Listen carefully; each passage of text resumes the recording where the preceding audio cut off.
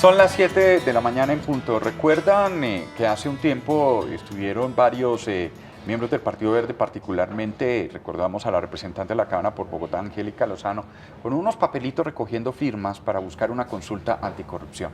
Esas firmas se recogieron, más de las que se necesitaban, ya la registraduría efectivamente certificó que esas firmas eran válidas y ahí va esa consulta anticorrupción. Pero todavía le falta mucho.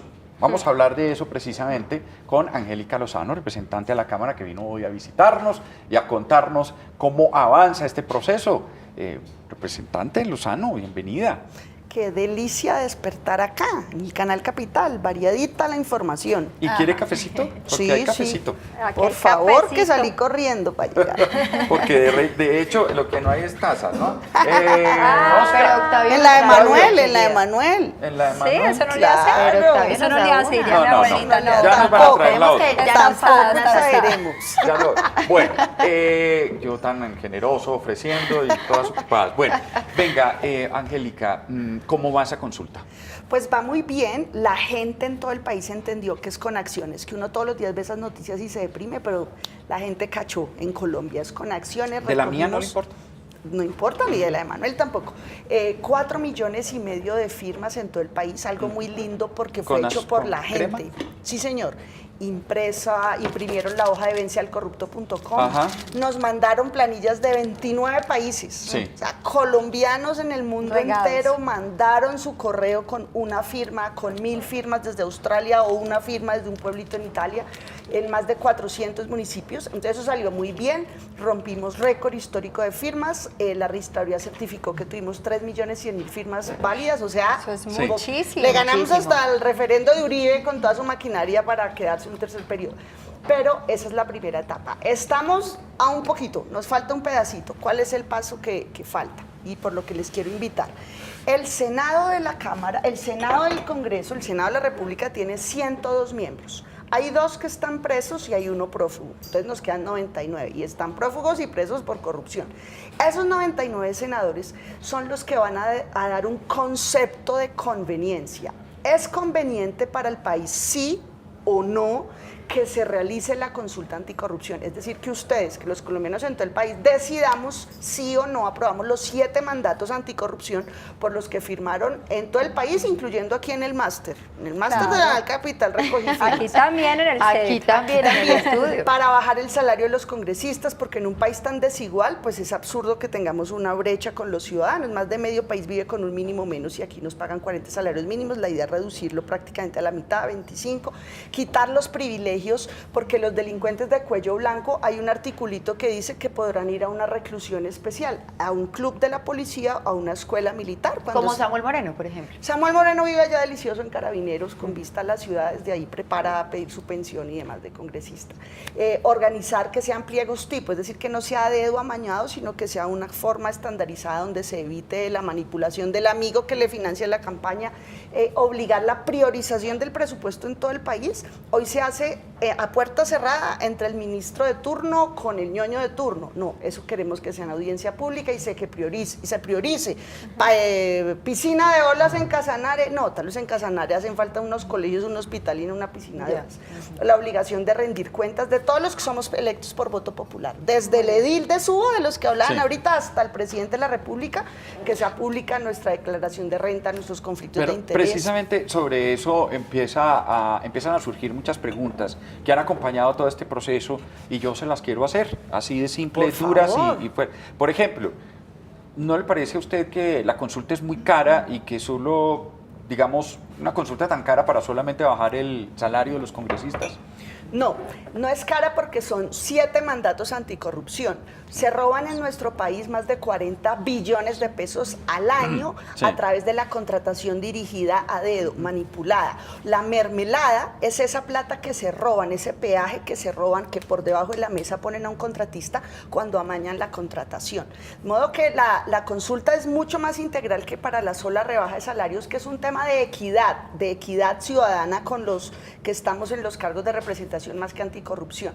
El costo además se abarata mucho, Mauricio, porque la consulta se realizaría el sábado 10 de marzo. Eso quiere decir el día anterior de las elecciones de Congreso, y eso abarata porque están las mismas mesas, urnas, los mismos testigos, el mismo plan de comunicaciones. Entonces resultaría una inversión muy bajita para darle el poder al ciudadano de aprobar lo que el Congreso hundió. Es que nosotros no nos inventamos esto por desprogramados. Es que el Congreso reiteradamente ha dicho, no, a mí mis privilegios no me tocan, me importa 5 que la gente se gane un mínimo o menos. El 28 de diciembre, cuando ustedes estaban comiendo natilla o en paseo familiar, se aprobó la reforma tributaria. En 58 segundos se aprobó subir el IVA del 16 al 19%, en 58 segundos, menos de un minuto, sin dolor. ¿Por qué? Porque se pierde proporción, porque estamos en un nivel de ingreso tan alto, tan distinto al de la vida real de la gente, que con esa brecha como que creen que si para uno no es es nada. igual, Sí. eso no es nada. Ay. Entonces esta es una medida de equidad, y las otras son medidas anticorrupción que ahorrarían billones de pesos. El solo punto de salarios además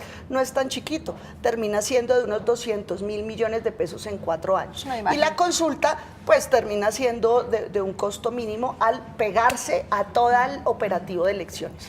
Y además es poder ciudadano, es que es poner a la gente a decir, si ustedes no quieren quitarse privilegios, los ciudadanos sí, y por eso nos podemos unir, así su merced sea derecha, izquierda, a político, no le crea a nadie, todos nos unimos. La gente que firmó es uribista y es del Polo y es apática y es de la U, votan por cualquiera, pero dicen, estamos mamados de la corrupción, y por eso firman. Yo creo que en eso todos estamos de acuerdo, afortunadamente. Hay gente que dice que eso de obligar a los congresistas a que hagan pública su declaración de renta, pues es inocuo porque ya hay una ley que dice que debe hacerse pública. ¿Sí o no? ¿Cómo No, funciona? Mira, son dos cosas distintas. La declaración de renta es un instrumento privado confidencial. Tanto es así que llevan años, por ejemplo, el expresidente Uribe anunció que iba a publicar su declaración de renta y la de los hijos, y pues hasta el sol de hoy. ¿Por qué? Sí.